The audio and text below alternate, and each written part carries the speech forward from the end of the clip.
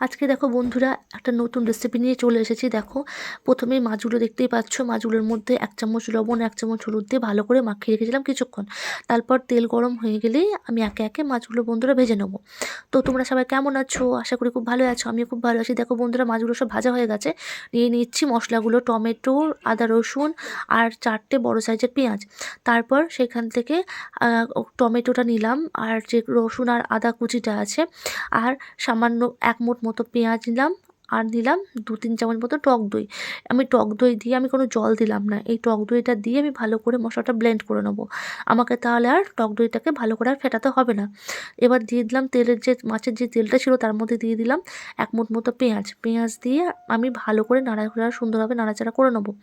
নাড়াচাড়া করার পরেই আমি যে মশলাটা বেটে রেখেছিলাম তার মধ্যে দিয়ে দিলাম 1 চামচ মতো জিরে গুঁড়ো আর 1 চামচ মতো লঙ্কা গুঁড়ো। তোমরা চাইলে একটু বেশি দিতে পারো, কমও দিতে পারো। আমি 1 চামচই দিলাম, আমার 1 চামচই লাগবে। তারপর আমি যে পেঁয়াজটা দেখো ভাজা হয়ে গেছে, তারপর যে মশলাটা আছে আমি দিয়ে দিলাম মশলাটা। মশলাটা দেওয়ার পর আমি ভালো করে সুন্দরভাবে কষে নেব। এত সুন্দরভাবে কষে নেব যেন মশলা, পেঁয়াজ সমস্তভাবে মাখো, মাখো হয়ে যায়। তারপর দেখো একটু ফুটে এসে একটু তেল ছেড়ে এসেছে। তখন আমি দেখো লবণ আগে থেকে দিয়ে দিলাম 1 চামচ মতো লবণ। আর হলুদের পরিমাণটাই আজকে একটু কম দেবো। আজকে এই রেসিপিটা একটু হলুদটা কম দিলে বেশি ভালো লাগে। তো দিয়ে দিলাম অল্প একটু পরিমাণ, সামান্য 2 পিঞ্চ মতো হলুদ দিলাম, অল্প সামান্য একটু।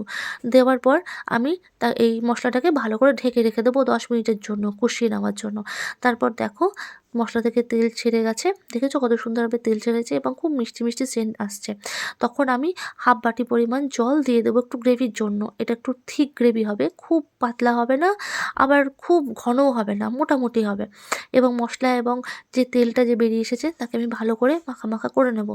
তারপর দেখো যে ভেজে একটু যে সামান্য যে চিনি দিয়ে দিলাম। তোমাদের প্রথমেই বলেছি লবণ আর মিষ্টির তাকটা যেন ঠিকঠাক থাকে, তার জন্য আমি চিনিটা দিয়ে দিলাম। তারপর দিয়ে দেবো সেই ভেজে রাখা মাছগুলো। ভেজে রাখা মাছগুলো একে একে আস্তে আস্তে ছাড়বো যেন ভেঙে না যায়, এবং সুন্দরভাবে নাড়াচাড়া করে নেবো। তো বন্ধুরা, আমার রান্না কি তোমাদের খুব ভালো লাগছে? ভালো লাগলে কিন্তু লাইক, কমেন্ট, শেয়ার করতে ভুলো না। তো দেখো শেষের দিকে রান্না হয়ে এসেছে প্রায়। তো দিয়ে দিলাম একটু গরম মশলা। গরম মশলা দিয়ে আমি একটু ভালো করে নাড়াচাড়া করে নেবো সুন্দর করে। তো আমার তাহলে রুই মাছের কালিয়া ডান। তো তোমাদের কেমন লাগলো? ভালো লাগলে লাইক, কমেন্ট, শেয়ার করতে ভুলো না। আর একটা ফলো করে দিও। টাটা।